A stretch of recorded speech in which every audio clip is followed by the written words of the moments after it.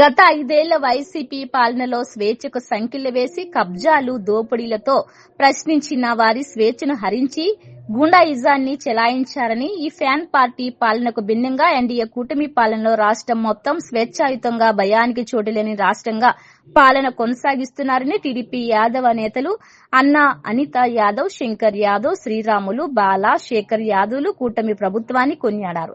Tirupati press club లో ఆదివారం media ముందు వీరు మాట్లాడుతూ జగనన్న జన్మదినం రోజున స్థానిక మాజీ ఎమ్మెల్యే కరుణాకర్ రెడ్డి తమ సీఎం చంద్రబాబును విమర్శించడంలో అర్థం లేదని వారు ఖండించారు. దేశంలో వైసీపీ ఏ పార్టీ దోచుకోని విధంగా రాష్ట్రాన్ని దోచేసిందని గత వైకాపా పాలన తీరును గుర్తు చేశారు.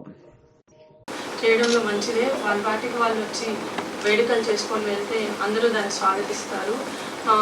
ఆయన మాట్లాడుతూ అన్నారు, జగన్మోహన్ రెడ్డి గారు ప్రభుత్వం వచ్చిన 15 రోజులకే ఢిల్లీకి వచ్చారు, మేము ఇప్పుడు ఘనంగా పార్టీలు చేసుకుంటున్నాం, ఇది మా ప్రభుత్వం. చంద్రబాబు నాయుడు గారు 3 ఏళ్ళైనా బయట రాలేదు, ఒక పార్టీ కార్యక్రమంలో పాల్గొనలేదు అని చెప్పి ఇలా మాట్లాడారు. ఇది మాకైతే మా బాబు గారిని ఇలా అనడం చాలా బాధేసింది.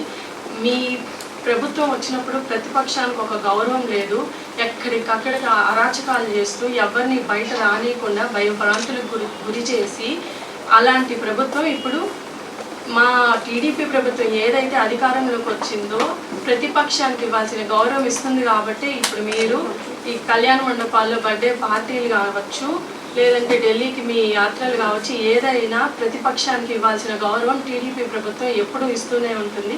ఇది గుర్తుపెట్టుకొని మాట్లాడాలి. జగన్మోహన్ రెడ్డి గారు ప్రపంచంలోనే మొట్టమొదటి వ్యక్తి 3.5 లక్షల కోట్లు ప్రజలకు ఇచ్చారన్న, అన్ని కోట్లు ఇచ్చిన ఆయన 11 సీట్లకి ఎందుకు పడిపోయారు?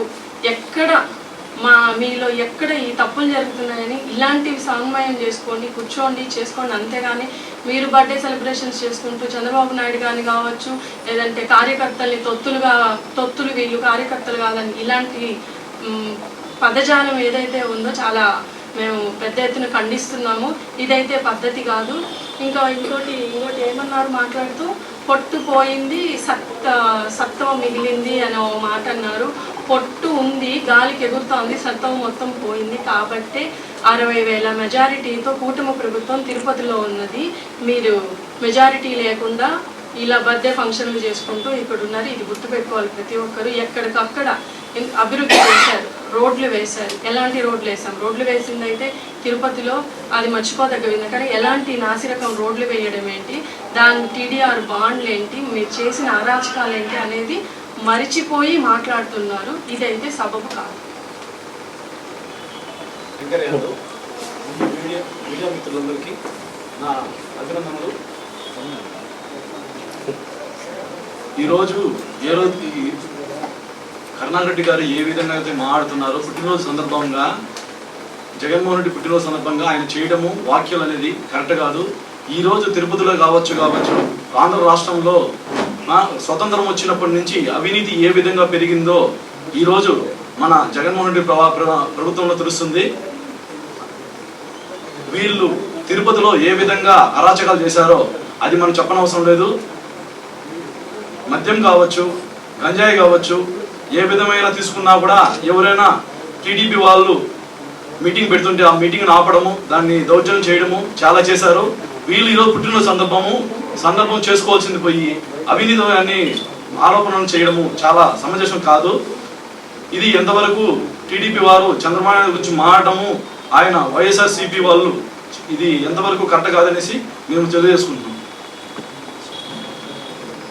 వెనకటికి నా కోడి కూయందే తెల్లారదని అన్నాడంటే అలాగ ఉంది జగన్మోహన్ రెడ్డి ఈరోజు మాట్లాడుతున్న విధానం.